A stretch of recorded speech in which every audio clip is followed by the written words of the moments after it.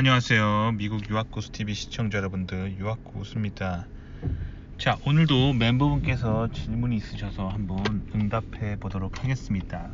참고로 오늘 요즘 사실 제가 바쁜 관계로 이렇게 녹음할 시간이 별로 없어요. 그래서 제가 보통 요즘은 대본을 써가지고 인공지능 음성 읽기로 그렇게 방송하거나 아니면 이렇게 짬짬이 이동하면서 제가 녹음을 하고 있습니다. 양해 부탁드립니다. 자, 그러면 오늘 멤버분의 질문을 한번 읽어볼게요. 자, 읽어볼게요. 고수님이 영상을 보고 종교에 대해 관심을 갖게 된 학생입니다. 자, 컷해볼게요. 자, 종교에 대해 관심을 가져주셨다고 했는데 일단 그 동기가 중요합니다. 자, 왜냐면 인간은 왜 종교에 빠진다고 생각하시나요? 인간은 이 세상엔 다양한 종교가 있어요. 근데 이 다양한 종교에 빠지는 이유들이 있거든요. 그래서 본인이 종교에 관심을 가지는 그 근본 원인을 돌아보셔야 돼요. 아시겠죠? 일단 제가 바람직한 정답을 알려드리면 종교에 관심을 갖는 근본 이유는 사후 세계 때문입니다. 자, 우리가 살고 있는 세상은 뭐 보이는 세계죠. 하지만 누구나 인생에 종말이 있어요. 죽음이죠. 누구나 인생은 언젠간 끝납니다. 그러면 그 끝날 때 종교를 믿지 않는 사람은 결국 뭐냐면 나는 그냥 세포 덩어리에 불과하고 내가 죽는 순간 나는 그냥 정지된 그런 존재가 되고 그냥 없어진다. 자, 죽은 후의 생명체는 그냥 단백질 덩어리일 뿐이에요. 그렇게 생각하는 게 이제 무종교주의입니다. 하지만 종교를 하는 사람들은 어떤 의도로 종교를 가지고 있냐면, 종교 생활을 하냐면, 죽은 후에 나는 어떻게 될까? 그것 때문에 사람들이 종교에 관심을 갖는 거예요. 그런데 이 세상에 많은 종교가 있지만 저는 기독교의 기본 진리를 믿거든요. 기본 진리는 뭐냐면 기독교에서 말하는 창조주 하나님이 이 세상을 만들었고 인간도 만들었다는 거죠. 그리고 죽은 후에 이 하나님이 우리가 한평생 살아오면서 했던 일들을 심판하신다는 거예요. 그래서 죽은 후엔 반드시 두 가지 길이 있다라고 성경은 말합니다. 천국이 있고 지옥이 있습니다. 아시겠죠? 이게 기독교가 말하는 기본 진리예요. 자, 그러면 죽어서 지옥에 갈 수 있는 길과 그리고 죽어서 천국에 갈 수 있는 길 두 가지밖에 없는 거예요. 성경은 뭐라고 말하냐면 예수 그리스도를 믿음으로써 죄사함을 받고 천국에 간다라고 말하고 있어요. 그러면 성경은 그러면 결국 무슨 말을 하고 있냐면 예수님을 안 믿으면 지옥에 간다라고 말하고 있습니다. 이게 기독교의 기본 진리예요. 근데 종교에 관심이 있어서 다른 종교도 알아보시는 분은 알겠지만 다른 종교는 다르게 이야기하고 있습니다. 저는 개인적으로 기독교인으로서 이걸 어떻게 바라보냐면 성경이 진리라고 생각합니다. 그리고 다른 종교에서 말하는 거는 모두 사탄이 만들어내은 그런 비진리, 즉 거짓말이라고 생각합니다. 아시겠죠? 이게 성경이 말하는 기본 진리예요. 자, 그럼 님이 왜 종교에 관심을 가지게 됐는지를 다시 한번 돌아보셔야 돼요. 실제로 제 대학교 다닐 때 대학교 동기 중에 H군이라는 사람이 있었어요. 그 친구는 종교를 막 공부하는 친구가 있었어요. 근데 그 친구가 종교를 왜 공부하냐면 사이비 교주가 되기 위해서, 그래서 종교 사기를 치기 위해서 그렇게 종교를 공부하는 사람도 있었어요. 그래서 온갖 이 세상에 사이비 종교의 원리를 공부하는 아주 악한 사람도 있었습니다. 그래서 종교를 왜 공부하는지 그 근본 이 원인을 다시 한번 돌아보셔야 돼요. 제가 아까 뭐라 그랬죠? 죽은 후에 사후세계 있고 천국과 지옥이 있고 예수님을 믿음으로써 천국에 갈 수 있다 라고 말하는 게 성경이라고 했죠. 저는 이것을 진리라고 생각합니다. 그리고 다른 종교는 다 비진리요, 거짓말이라고 생각합니다. 아시겠죠? 그러니까 님도 왜 종교에 관심을 가지게 되는지를 보셔야 돼요. 단순하게 그냥 지식으로서 종교를 알려 하면은 굉장히 위험한 생각일 수 있어요. 왜냐면 이 세상에는 많은 거짓된 종교들이 있기 때문이에요. 즉 인간이 거짓말로 만들어낸 종교도 있고 사탄이 만들어낸 거짓말의 종교도 있다는 거예요. 아시겠죠? 그러니까 종교에 관심을 가지는 거는 굉장히 올바른 방향으로 관심을 가져야 되고 그것이 반드시 성경이 돼야 되고 결국 예수님이 되어야 된다는 겁니다. 아시겠죠? 자, 그 다음 계속 읽어볼게요. 다름이 아니라 한국 기독교가 유교 영향으로 많이 변질됐다고 말씀하셨는데, 컷해볼게요. 여기서 제가 많이 했던 얘기예요. 왜냐면 한국의 이제 개신교는 사실 미국이 전해준 거예요. 미국 선교사들이 백인 선교사들이 한국 전쟁 이전으로 이후로 이렇게 많이 한국에 들어와서 활동하면서 복음을 전했습니다. 그래서 한국에 개신교라고 하는 세력들이 탄생하게 된 거거든요. 자, 그래서 한국에 이런 기독교 사상을 전해준 거는 미국이 맞아요. 미국인 선교사가 맞는데 이제 한국 사람들이 이거를 미국 사람들이 전해준 그 복음 그대로를 보존해야 되는데 한국 사람들 특유의 유교 때문에 그리고 민족주의 때문에 코리안 스타일, K 스타일 기독교를 개발을 하면서 한국 기독교가 굉장히 유교적으로 많이 변질됐어요. 그래서 미국에 가서 한번 미국인 교회를 한번 다녀보시면 알겠지만 한국 교회랑 정말 다릅니다. 정말 달라요. 아시겠죠? 제가 예전에 한번 한국에서 즐겨 먹던 피자가 있거든요. 피자. 어렸을 때 저희 동네에 있었던 피자 가게이기 때문에 저는 피자의 맛이 이렇다고 생각했어요. 그런데 제가 미국에서 직장 생활하다가 제가 해외 출장을 간 적이 있었는데 그래서 정통 이탈리아 사람이 하는 이탈리아 셰프가 하는 그 피자 가게에서 진짜 정통 이탈리아 피자를 먹어봤거든요. 이게 진짜 피자더라고요. 그럼 제가 한국에서 먹었던 피자는 뭐냐?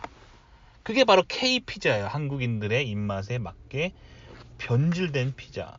그래서 약간 달콤하게 한국인들의 입맛에 맞게 변질된 피자를 내가 먹고 그걸 피자라고 생각했다는 거죠.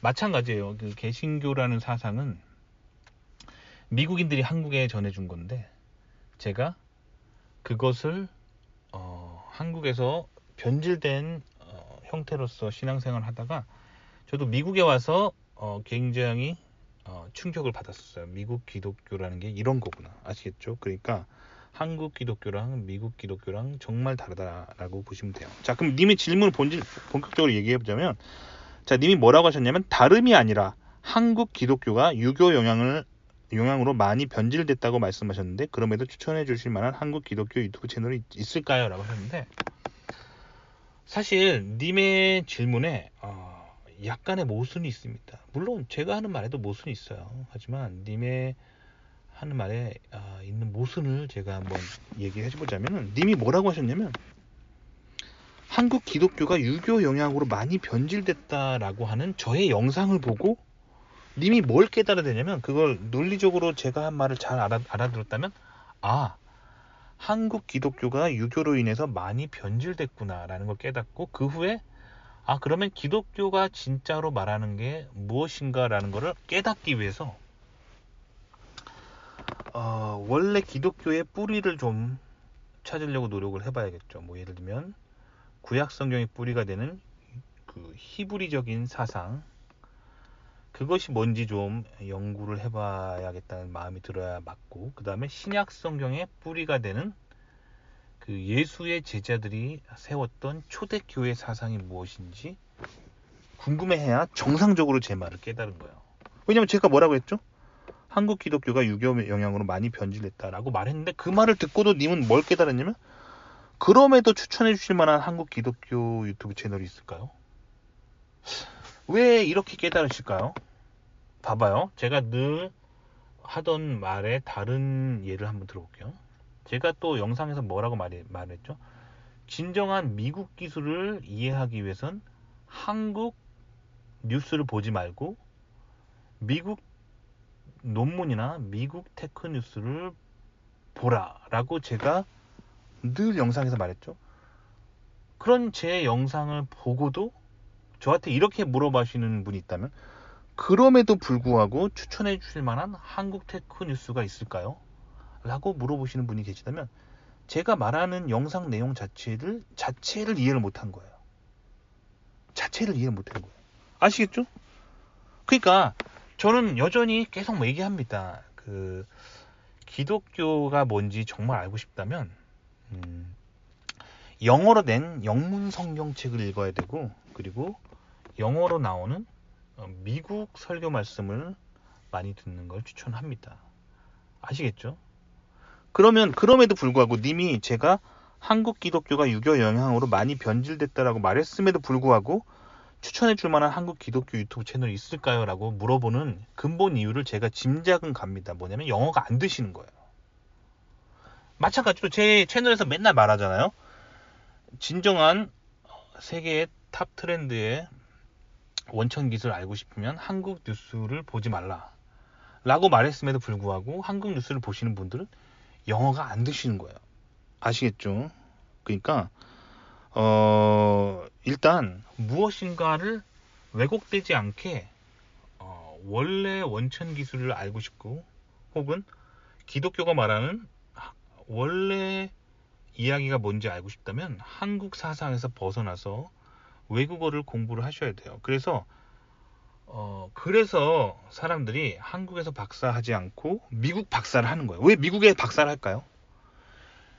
우리가 살고 있는 세상의 거의 첨단 지식들은 다 미국에서 온 거예요. 그러면 한국에서 박사과정 하면 어떻게 될까요? 한국어를 할 줄 아는 한국인들의 사상, 주로 민족주의와 이제 국뽕이죠. 민족주의와 국뽕 때문에 미국에서 원래 만들어진 사상들이 변질되게 되겠죠. 그게 국뽕입니다. 근데 국뽕이 테크놀로지에만 있는 게 아니에요. 테크놀로지에만 있는 게 아니라 종교계에도 있다는 거예요. 그래서 한국 사람들이 이 민족주의와 유교 사상에 사로잡혀서 성경을 읽고도 엉뚱하게 깨닫는 경우가 많습니다. 그래서 유교 사상을 철저하게 배제해야 돼요. 그리고 성경이 뭐라고 말하는지를 깨달으셔야 됩니다. 그래서 저는 영어 성경 읽기를 추천드리고, 그리고 미국 유튜브 방송을 보시는 걸 추천드려요. 아시겠죠? 왜냐면 개신교라고 하는 사상이 완성된 거는 영국과 미국에서 완성된 거거든요. 그렇기 때문에 영미 문화에서 말하는 기독교 사상을 정확하게 이해해야 기독교를 잘 이해할 수가 있습니다. 아시겠죠? 자, 그래서 영어로 된 설교를 저는 추천을 드려요. 자, 그리고 님이 이제 말씀하시는 거를 또 읽어드리면, 봐봐요. 마지막에 뭐라고 하셨냐면, 하느님의 말씀을 왜곡되지 않게 전달해주는 채널이 있는지 궁금하네요 라고 하셨는데, 일단 님이 하나님을 하느님이라고 부르는 것 자체가 왜곡된 사상입니다. 왜 그러냐면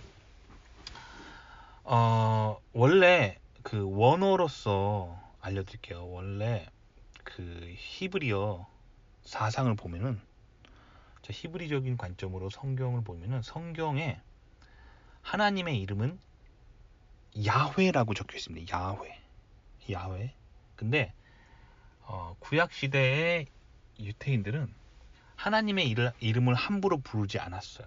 그래서 하나님을 뭐라고 불렀냐면은, 하나님을 히브리 사람들은 야훼라고 부르지 않았어요. 왜냐면 적을 때는 야훼라고 적었긴 했지만 그 이름을 함부로 입에 올리지 않았어요. 왜냐면 하나님은 너무 두렵고 크신 분이기 때문에 하나님을 함부로 부르지 않고 히브리 사람들은 뭐라고 불렀냐면 하셴이라고 불렀습니다. 하셴. 그분이라고 불렀고, 혹은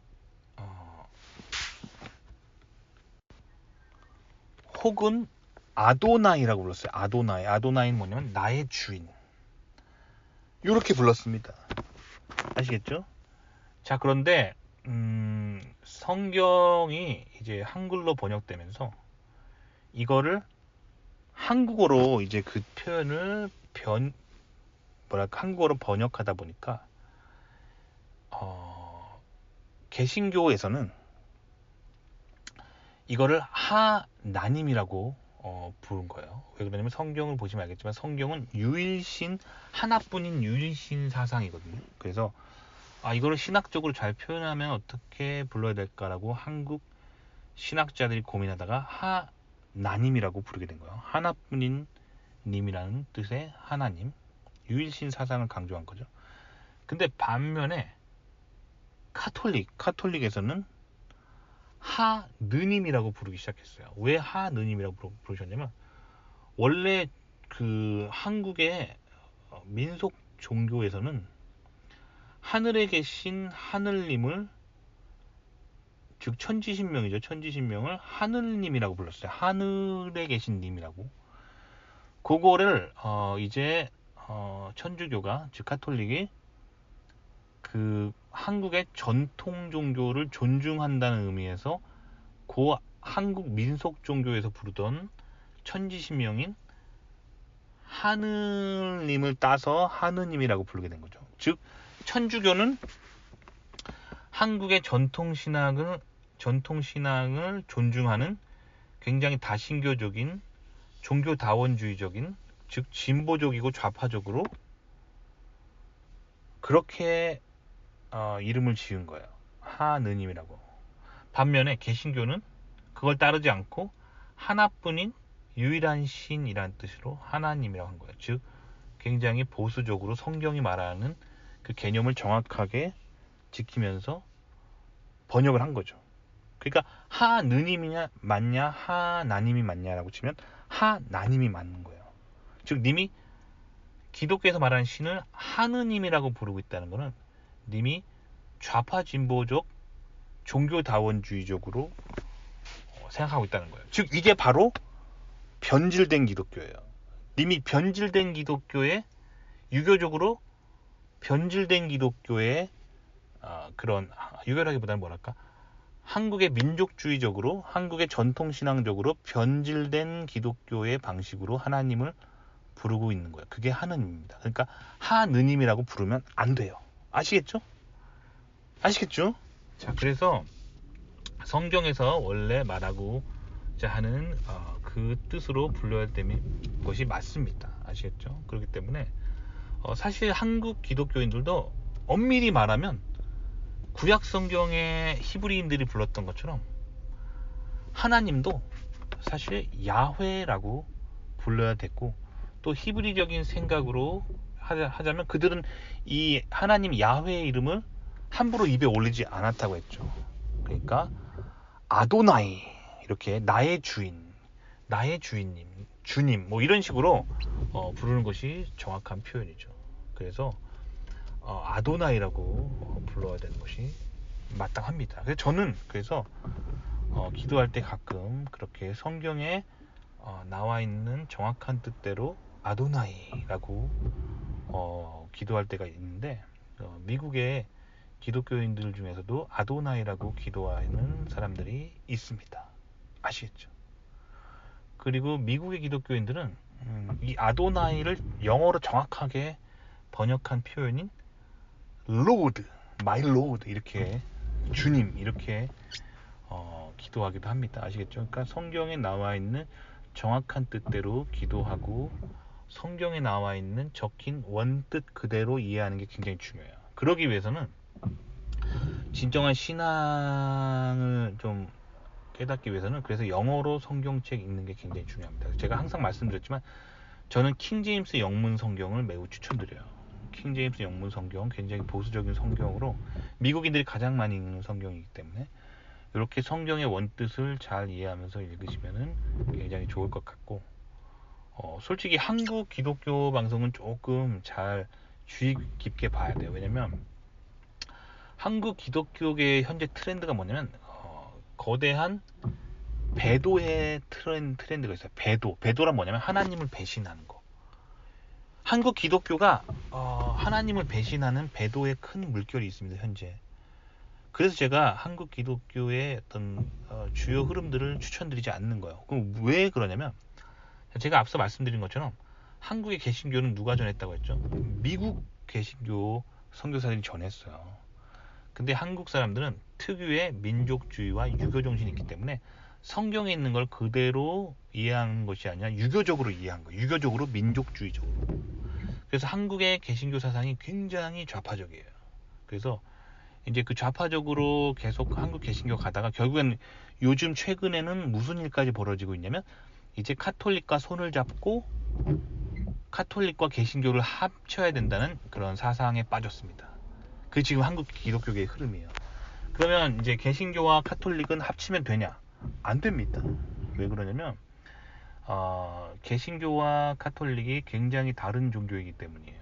무슨 말이냐면, 카톨릭은 이제 교황청을 중심으로 한 그 종교 네트워크를 가지고 있죠. 그렇기 때문에 성경의 원래 뜻에 가까워지기가 굉장히 힘들어요. 왜 그러냐면 교황청이 가지고 있는 교황의 네트워크 때문이죠. 그래서 전 세계의 교황의 네트워크를 효과적으로 전달하기 위해서 카톨릭이 선택하고 있는 기본적인 종교의 방향은 뭐냐면 종교다원주의입니다.